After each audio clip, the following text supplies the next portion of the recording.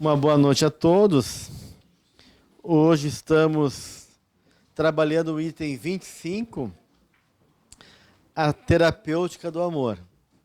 Queremos dar um alô também para os nossos irmãos de Frankfurt, que estão nos assistindo lá na Alemanha, em especial nossa irmã Denise e Mariana, que estão compartilhando também conosco desses encontros. E temos então o capítulo 4, a conquista da plenitude pela gratidão, do Psicologia da Gratidão. O capítulo 22, do Amor Terapia, do Desperte e Seja Feliz. E o capítulo 3, Vitória do amor, imbatível amor. Então, se o nosso tema desse ano foi o mundo relacional, né, e os caminhos do amor, então temos que falar sobre o amor, né? Com certeza e amor na sua condição de processo também transformador e terapêutico, né? E aí nós temos esses 3 capítulos da Joana, onde ela vai direta ou indiretamente estar abordando essa questão do amor. E eu gostaria de começar trazendo um questionamento. O que, afinal de contas, é o amor?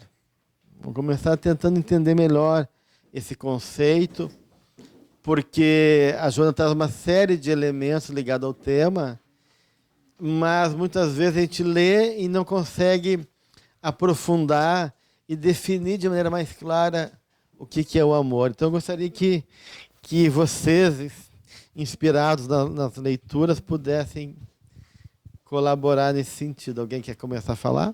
Não, aqui no livro Amor Imbatível Amor tem alguns conceitos assim, né? Que o amor é um influxo divino, né? Que nos propelindo sempre para frente, para o infinito. Então, falando que o amor é como se fosse assim, é uma essência divina que está dentro de nós e que faz a gente evoluir, né? Quanto mais a gente cresce no amor, né? E toda a conquista do amor, né? É um processo que vai, conforme a gente vai conquistando o self, a gente vai conquistando o amor, também fala aqui. Uhum. E também fala que o maior mestre do amor, a pessoa que mais ensinou o amor aqui na Terra foi Jesus, né? Se baseou a doutrina toda dele no amor. Isso é. Uhum. E tem muito mais coisa assim que. Sim, mas vamos pensar a partir da gente também, né? Então, dentro disso que tu está trazendo, né, da Joana, que ela traz, vamos desdobrar um pouquinho isso antes de continuar em outros aspectos. Quando ela diz que o amor é um influxo divino, da qual o André diz que está presente em cada um de nós, impulsionando-nos também nesse movimento, né, de engrandecimento. O que vocês entendem por isso? Basicamente, é a libertação, a gente conseguir se libertar do egoísmo, do ego, né, exacerbado, e conseguir também chegar a um nível que aqueles instintos que primários, né, como a gente iniciou a nossa existência, eles estejam mais já tenham sido trabalhados. Então é um sentimento que não tem, eu acho que é difícil a gente explicar, é só sentindo mesmo, mas basicamente a gente não consegue atingi-lo baseado se a gente deixar o egoísmo tomar conta da gente. Eu acho que basicamente tem que fora o egoísmo, né? Bem, então eu vou botando aqui, né, alguns elementos para a gente poder pensar. Então, dentro do que foi trazido nesse primeiro aspecto aí, o amor está aí como uma força, né? Força porque é um influxo, como diz Joana, né? É uma energia em movimento, então é uma força, né? E ao mesmo tempo é uma condição que nos pertence, né? Então ele está dizendo ali que isso está presente em todos nós. Então é uma condição do ser e ao mesmo tempo uma força que move, tá? Que mais? Eu diria que a gente aprende a amar, que ele se desenvolve em nós e nós aprendemos ele. Ou nós aprendemos ele e nos desenvolvemos, não se sabe onde que começa isso. Mas é na interação, né? Interação com o outro, é no amadurecimento da nossa psique, na convivência com a dor. É um processo, né? O amor é um processo que não tem fim. E que nós nos tornamos iluminados à medida que o desenvolvemos em nós. Acho que para mim Sim. se aprende. Nós aprendemos a amar, com certeza. E o que é esse amar que a gente aprende? Amar é exigir menos do outro, é desejar para ele o que nós queremos para nós, né? É deixar o outro crescer sem ficar espezinhando que nós não estamos naquele crescimento. É tornar o outro tão grandioso quanto nós também queremos ser grandiosos, né? Grandiosos nessa potência da alma que é de integração com o outro, né? Nós queremos nos integrar. Então, o amor é tudo isso. É tudo isso. Como é que a gente podia colocar, então, isso?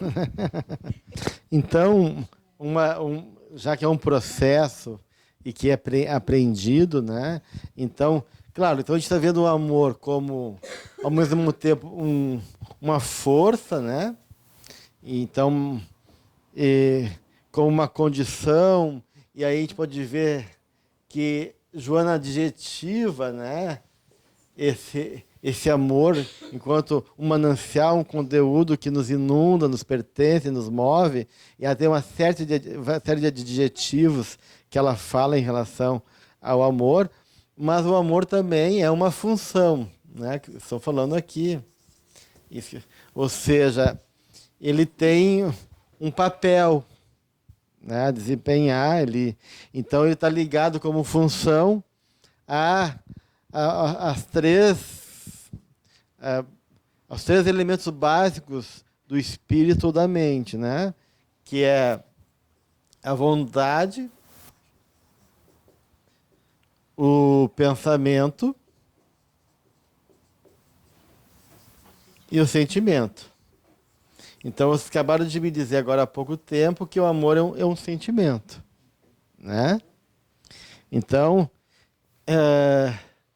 e enquanto sentimento, né? Então ele faz parte de um processo operacional da mente, né? A mente opera, a mente se organiza e estabelece relação com o mundo, né? E dentro dessas condições que me pertencem, enquanto aquilo que são atributos da minha natureza, né? A vontade, o pensamento e o sentimento. Então, ele é ao mesmo tempo conteúdo de algo vivido como valor de alma, né? E aí ele tem uma série de adjetivos que a Joana coloca, mas também ele é um processo e uma capacidade operacional do espírito, né? Como sentimento. Então, a gente está vendo o sentimento aí tanto como um valor ligado a algum conteúdo, né, nobre do espírito, né, um valor de alma, né, que começa lá nas sensações, passa pelas emoções e se realiza no sentimento. E aí o Evangelho vai dizer que o amor é o estágio mais nobre do sentimento, né? E o amor também, como é isso, se tu disser, então o amor compreende, o amor perdoa. Então, a gente está falando, sim, de um processo mental, né? E aí, a gente vê que, então, o amor começa de maneira muito básica, reconhecendo o outro, né? Porque se eu não reconheço o outro, não há relação. Né? E é uma coisa básica. É uma coisa básica, mas difícil. Porque geralmente a gente não reconhece o outro. A gente quer ser reconhecido pelo outro. Mas reconhecer o outro já é um desafio.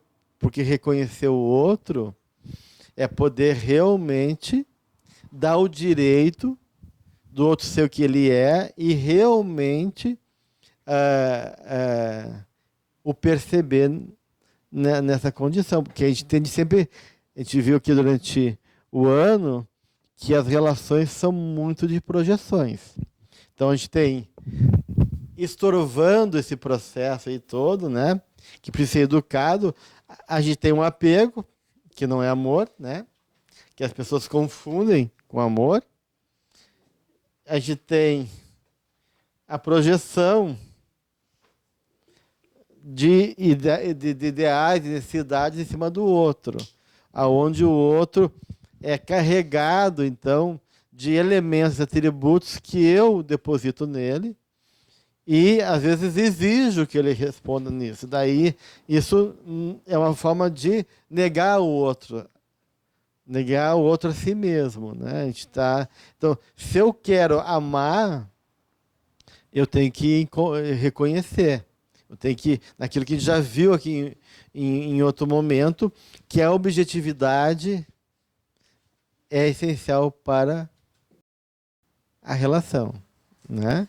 Eu tenho que me perceber verdadeiramente como eu sou, e tenho que perceber o outro de maneira verdadeira também. Então tem que ter uma objetividade aí, né? Então, esse amor passa por, vou botar aqui com um reconhecimento,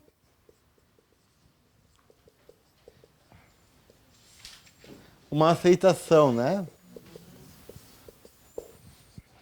Que vocês falaram também. O que mais depois da aceitação?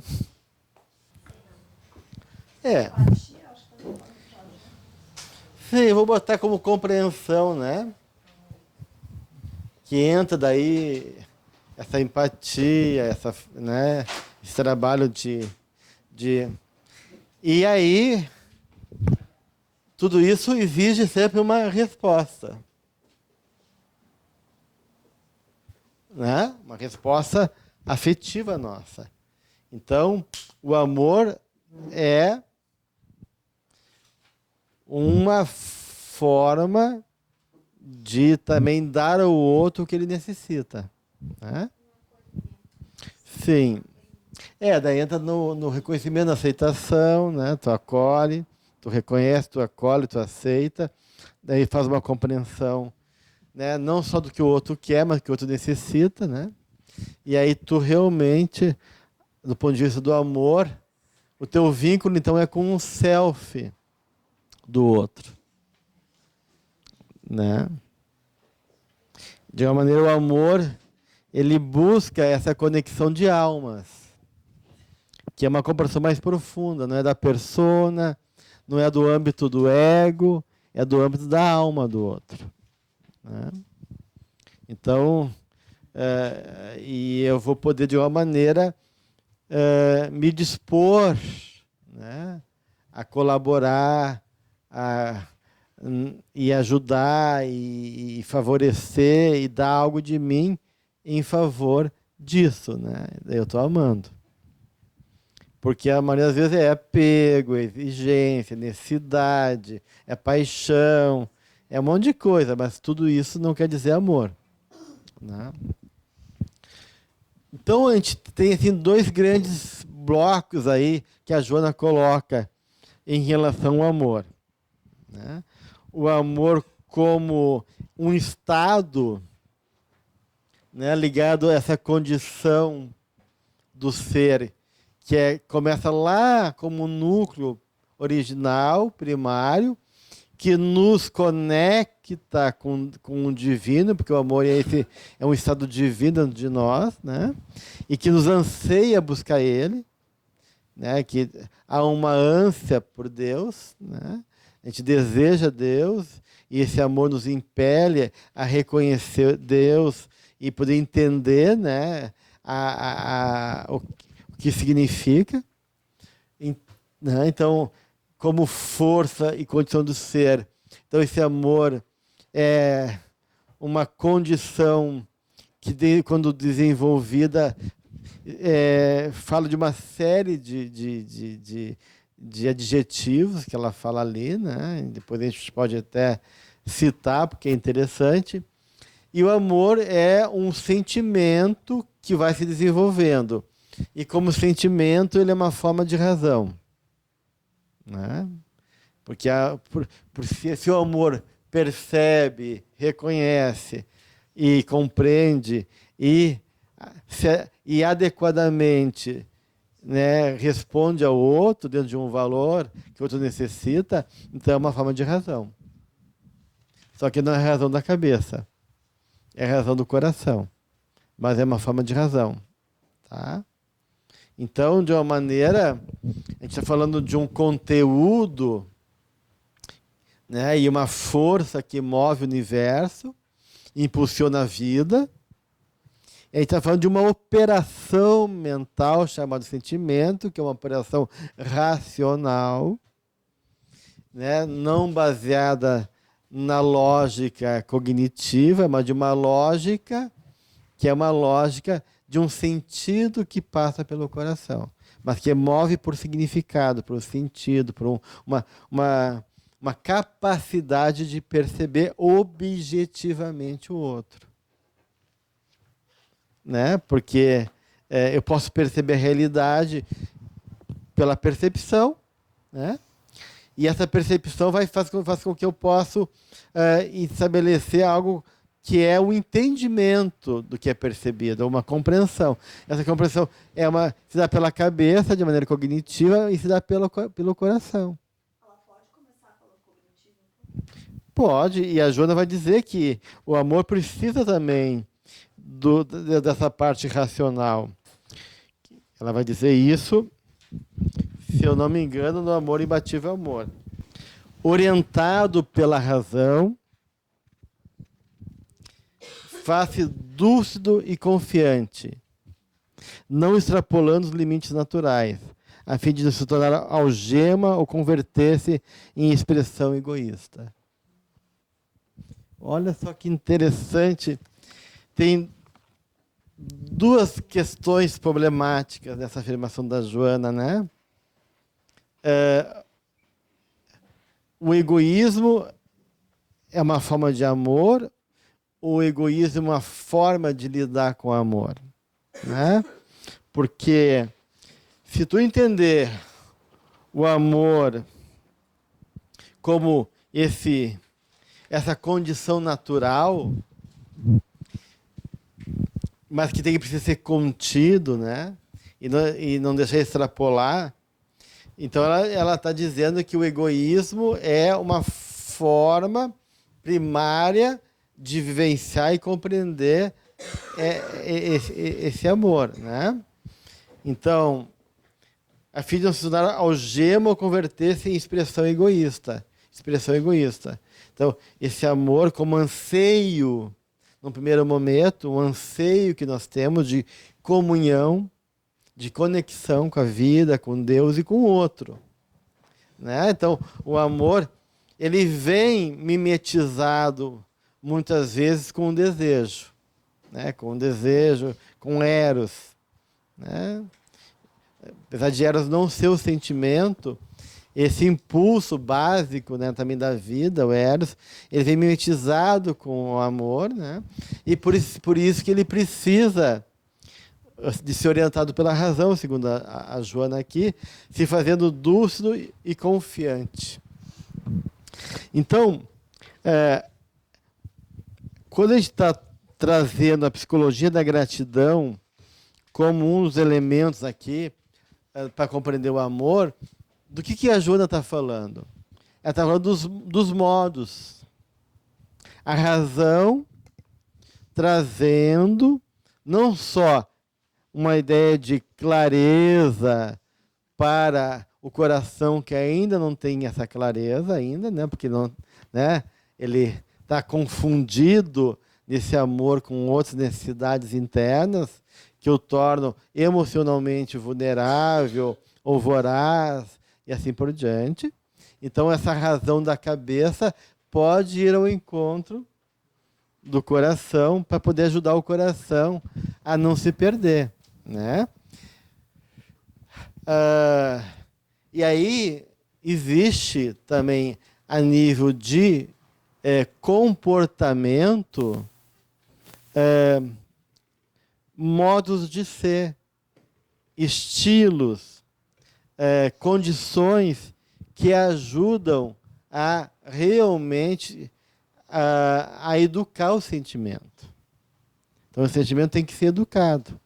Então, de um lado, a gente desenvolve o sentimento e, de outro lado, a gente educa o sentimento, né?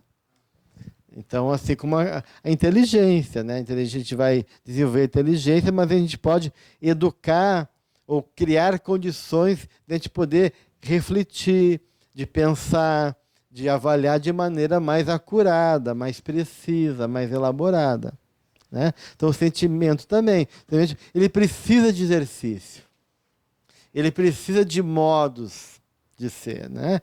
E aí, aqui no Psicologia da Gratidão, ela justamente vai colocar como um dos modos para desenvolver o amor. A gratidão é um exercício, né, que passa por esse movimento emocional, afetivo, mas também por uma atitude consciente e racional, de reconhecer racionalmente a minha pequenez, reconhecer a grandiosidade da vida, o amor do Pai, entender Ele e me voltar conscientemente para isso, sensibilizando a minha alma numa atitude de gratidão. Então, nesse caso, a gente está buscando, através da gratidão, uma maneira de educar e desenvolver a nossa capacidade amorosa. Por isso que ela fala do exercício da gratidão, né? Então, no item exercício da gratidão, ela vai começar dizendo exatamente isso. Todas as conquistas do conhecimento, da experiência da vida, resultam do treinamento do exercício. Então, a vida exige... Por isso que a gente reencarna. Nesse embate com a vida, nesse desafio, nessa interação, a gente está num processo de treinamento e de exercício. Então, ele vai dizer, é um momento do self, que é o espírito, que está numa fase embrionária de desenvolvimento emocional. E estão muito ainda ligados aos primeiros impulsos instintivos que têm que ser humanizados, né? E aí a gente não consegue ainda nem discernir e nem ainda superar esses impulsos. Daí ele diz assim, no final da página, esse trânsito de curso demorado vai se modificando à medida que as experiências edificantes vão se acumulando como resultado do treinamento, proporcionando lucidez para a compreensão da felicidade após a descoberta do significado existencial. O único sentido, portanto, de ser humano propõe como foco primordial a emoção do amor que será alcançada.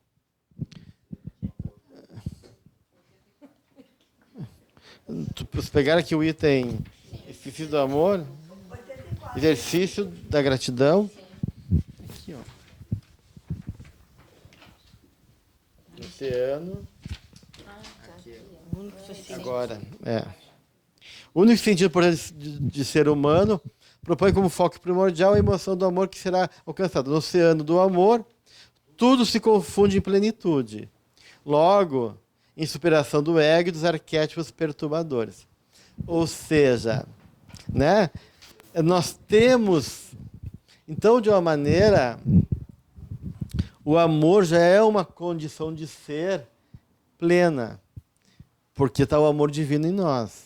Então é como se a gente soubesse inconscientemente. E por isso que tem naquela toda aquela dinâmica do André Luiz, quando ele trabalha no mundo maior, as 3 andares da mente, ele fala do superconsciente, que são as potencialidades dentro de nós, o futuro, né? Então, de uma maneira, esse amor como condição plena já existe como um oceano que nos envolve, nos confunde nessa grande plenitude. Mas nós temos que superar o ego, né? E os arquétipos perturbadores. Os perturbadores são o quê? Os instintos. Forças que organizam a nossa vida, mas têm que ser superadas. E aí ela falou que tem que treinar o perdão, tem que ter. Então, o perdão, a gratidão, são algumas formas e modelos de padrão de comportamento que nos ajudam a exercitar o amor. Então ela diz, torna-se urgente o dever de mergulhar no self para o encontro com a consciência. A princípio num monólogo, depois num diálogo edificante e iluminativo. Ela fala das 5 etapas do Jung para gerar consciência, né? Vocês querem falar um pouquinho sobre isso? Tá. Então, falar um pouquinho, vamos fazer um parênteses aqui, porque ela não é exatamente o tema do amor, mas está nesse caminho que o self tem que desenvolver para chegar nessa consciência amorosa, né? Então, ele vai falar das 5 etapas para a questão da consciência. A primeira é a participação mística, né, que é um processo de indiferenciação, identificação inconsciente com o outro, ou com a vida, né? Participação mística. Participação mística, né?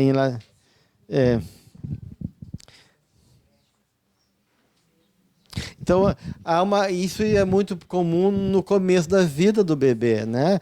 Essa relação de dependência, de interdependência total e fusional com a mãe. Então, a consciência do bebê não está ainda desenvolvida e ele está imerso na consciência materna como se fosse uma parte dela ou ela uma parte dele, né? Então, há um processo de uma identificação muito primária, muito inconsciente, e que, nos casos de pessoas que não desenvolvem um ego salutar, isso permanece com uma falha da identidade egóica que pode fazer que a pessoa fique numa relação de codependência com o outro, né? Então, aí o si mesmo está se experimentando, é rudimentar ainda, e ele não se reconhece ainda. Então, porque está no estado que ele chama de indiferenciação também, participação mística, ou um outro termo usado por Jung, o estado de Ouroboros, né? Estado de primordial, assim, de um estado latente de uma consciência ainda indiferenciada. Na segunda etapa, começa a separação do eu e do outro. Então, de uma maneira, há um movimento de poder diferenciar que o mundo existe além de mim, né? E eu começo a perceber me separado do outro, né? O estágio do espelho de Lacan, o estágio quando a criança diz eu, né? E consegue tomar consciência dele mesmo e do outro, né?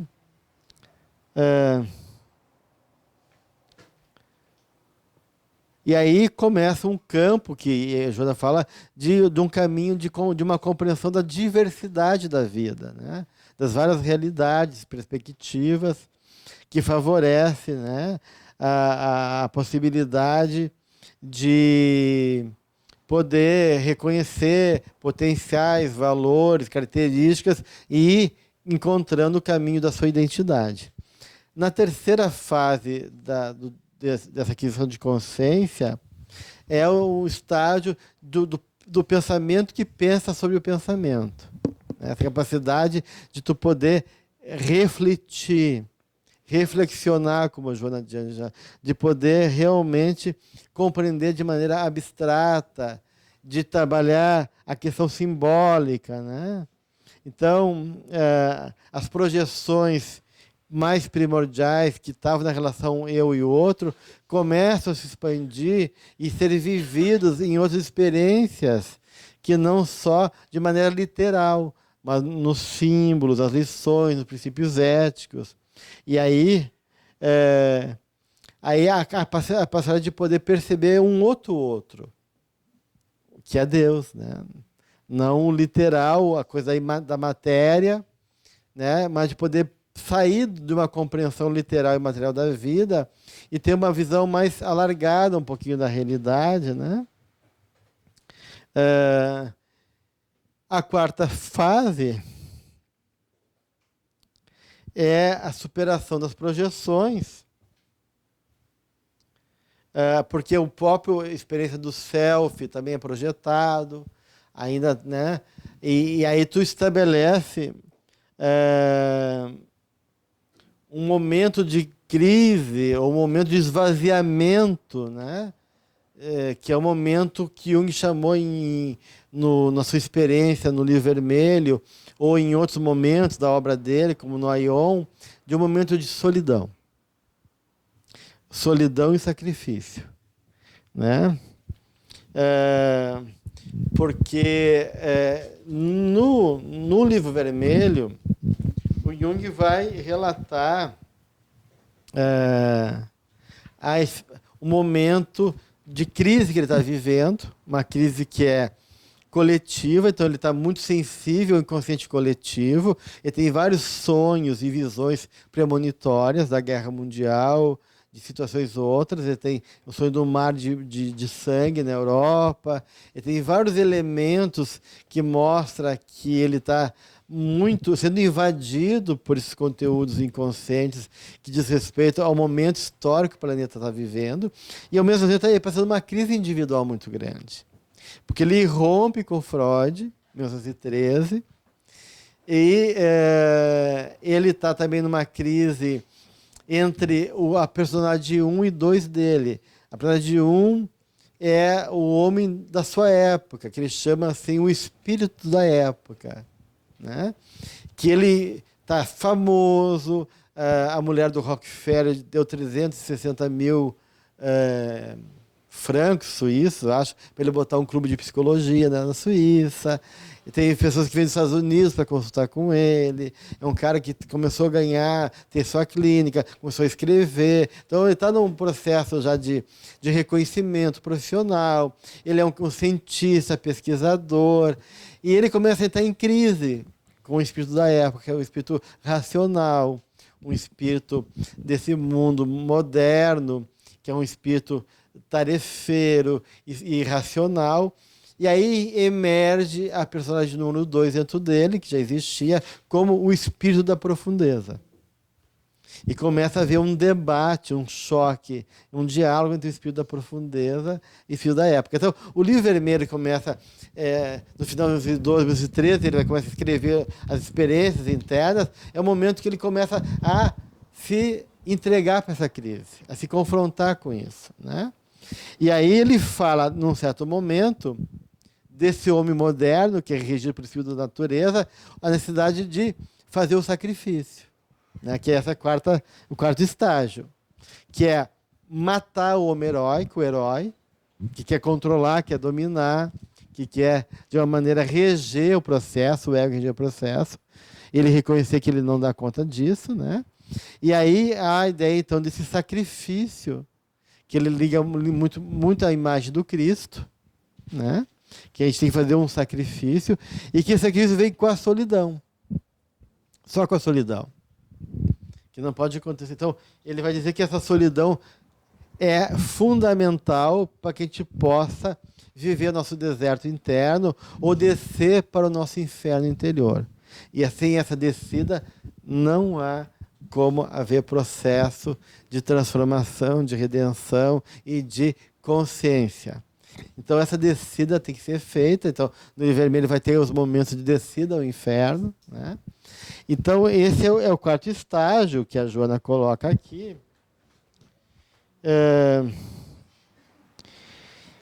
Que é justamente esse momento desse vazio, né? Que é necessário esvaziar, então, as nossas verdades, a nossa consciência egóica, sacrificar esses valores do espírito da época, né? E é a busca do homem que perdeu sua alma. Então, Jung realmente começa no livro vermelho um questionamento. Cadê você, minha alma? Que eu me perdi de ti. Né? Então, ele começa a fazer esse questionamento que ele sente que perdeu a alma dele. Então, é um momento de crise, de esvaziamento. Né? E aí ela fala, né, de processo de ocorrer essa crise, de uma queda, de um processo de confrontamento. E a pessoa tem que começar a superar, então, né, até chegar na quinta fase, que é a superação do ego para a vivência da função transcendente, ou do símbolo unificador, que é a união dos opostos, para chegar na individuação. Na fala sobre que ele não identifica a alma, né? Então ele automaticamente não se identifica, né? Porque a alma é o espírito encarnado, né? Então, como ali, é que fica nessa situação? Ali ele não está fazendo essa... Não, esse conceito é nosso, né? É nosso. Ele está em busca do seu mundo interno. Do seu mundo interno. É a alma aí, fale como, cadê a minha instância interna, né? Cadê o meu espaço, a minha essência, a minha natureza? Eu me perdi de mim mesmo. É nesse sentido. Tá? Essa quinta etapa já... Enquanto possibilidades, todos nós vivemos, né? Essa possibilidade de viver isso. Quer dizer que a gente vai chegar na quinta etapa, né? E ela fala, né, da importância do estímulo gratulatório, que é reconhecer esse valor, significado que a gente já viu aqui, né? Não vou entrar muito na questão da gratidão, que a gente teve um encontro sobre isso, né? Mas o que eu queria trazer na questão da gratidão, né? Como a importância da gente realmente criar modelos, né? E padrões de educação da alma, do nosso sentimento, né? Então, esse sentimento não como conteúdo, né? Porque o conteúdo do sentimento está lá. Mas como é que a gente opera com esse conteúdo? Tá? Vamos dar um exemplo para diferenciar muito bem. Isso aconteceu comigo. Eu vou num velório de uma colega, da mãe de uma colega minha, era no 2º grau, a gente estava primeiro ano, 2º grau, e a gente chega na escola e temos a notícia que a mãe da colega faleceu, uma pessoa que eu tinha um vínculo muito grande do ponto de vista afetivo, ela era parte integrante das minhas relações mais próximas ali da turma. E aí nós todos, o grupo, né, ali, a turma solidária vai então no velório, né? E eu chego lá e me dá uma crise de riso, né? Isso acontece sempre. Me dá uma crise de riso e eu fico muito chateado porque eu não me contenho, né? Eu tenho que sair do ambiente porque se eu fico lá eu começo a rir, né? E aí eu tenho que sair e ficar mal porque, né? Então eu fico brigando comigo naquela hora porque é super desconfortável, né? Começar a rir ali na frente da morta, né? E das pessoas ali, a guria coitada, mal, chorando, as pessoas assim, tristes, né? E a pessoa rindo, né? E aí, claro, aí mostra realmente uma inadequação muito grande da função sentimento. Então então eu estava muito mobilizado com a dor da minha colega, sensível à dor dela, mas então o conteúdo afetivo era um conteúdo sensível, adequado do ponto de vista do que envolve, né? O reconhecimento da dor do outro, do momento de perda, daquela dor que atingiu a minha colega. Então, isso tudo me é tocado naquele momento. Mas a função sentimento, que é como operar com essa sensibilidade, com esse ser tomado ali, ser afetado, é inadequado, né? Porque eu fiquei nervoso, né? E por ficar nervoso, eu começo a rir, porque eu não sabia o que dizer, né? Então, isso faz uma incapacidade de lidar com a emoção. A emoção e o afeto é adequado, é sensível, mas eu não sei administrar como função sentimento aquele momento. E aí eu acabo tendo esse ataque de riso. Então, uma função sentimento inadequada. Então, mesmo que o sentimento, enquanto conteúdo, seja adequada, a operacionalidade disso está inadequado. Então, é isso que eu falo do sentimento como um processo operacional que vai se expressar no nosso comportamento, né? Enquanto, às vezes, por estar envolvido por um estado afetivo, a gente, em vez de agir de maneira melhor, age de maneira torta, né? A gente perde o jeito, a gente fica envergonhado, ou a gente age de maneira impulsiva, ou agride, ou paralisa, e assim vai, né? Então, isso fala de uma condição da gente não conseguir operar pela via do sentimento. Então, não quer dizer que a pessoa não sinta, não quer dizer que o sentimento dela não seja nobre, mas ela não sabe lidar com o sentimento pela via da função sentimento. E por isso que uma forma de trabalhar o sentimento, desenvolver ele, é por esses modos de ser, estilos, padrões. Então, a gratidão é um deles. Então, se eu começo a exercitar a gratidão, eu estou educando, não só estou desenvolvendo o meu potencial de amor, não estou só expandindo esse conteúdo amoroso, eu estou educando a minha forma de sentir e de me relacionar com a vida e com os sentimentos de maneira em geral. Se eu oro, eu estou educando o meu sentimento. E por isso que a sociedade antigamente tinha rituais ou padrões de comportamento que caiu em desuso, mas que era muito importante para poder, de uma maneira, educar o sentimento das pessoas, né? Tinha aquela ideia, aquela coisa de dar a benção, pedir a benção, para quem é mais a benção meu avô, a benção meu pai. É uma forma de reconhecer o valor do outro. Então, esse tipo de coisa vai educando o sentimento, né? A coisa de dar lugar para outra pessoa, né? Para uma pessoa que é necessitada fisicamente, ou para o mais velho. Então, esse tipo de comportamento, ele não é desprovido de um sentido. Ele vem para sensibilizar o indivíduo e educar o seu sentimento para poder realmente operar por essa via de maneira adequada. Isso foi se perdendo de maneira terrível, né?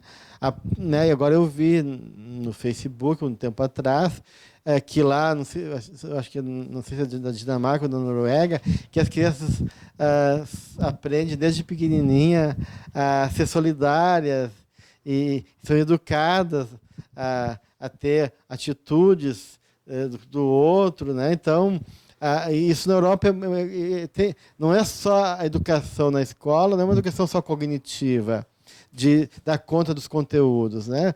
Por exemplo, uma criança tem lá no livrinho deles, uma criança está triste. Daí se pergunta para as crianças, por que será que ela está triste? Tá lá, tem lá a lógica, por quê? Porque ninguém está falando com ele. Tem todo mundo esquece falando todos entre eles, ele está sozinho lá. Então quando a gente está sozinho, e por que será que ele não consegue falar com os outros? Né? E será que os outros perceberam isso? O que a gente pode fazer então para tirar? Né? Então é todo um processo de educar o sentimento, que é uma educação ética, né? Então, quando a gente fala em sentimento, a gente está falando de um ethos, né? De um jeito de ser, de um ethos, de um cuidado. Então, sem o sentimento, a ética está muito comprometida, né? Então, isso é fundamental. Então, e por isso que é importante esse momento ali que a Joana fala dos aplicativos gratulatórios. Ela vai falar, então, da importância, né? E ela vai falar que exercitando seu sentimento gratulatório, automatiza seu comportamento. Olha só. Que se fixa no inconsciente, passando a exteriorizar-se em outras oportunidades sem nenhum esforço.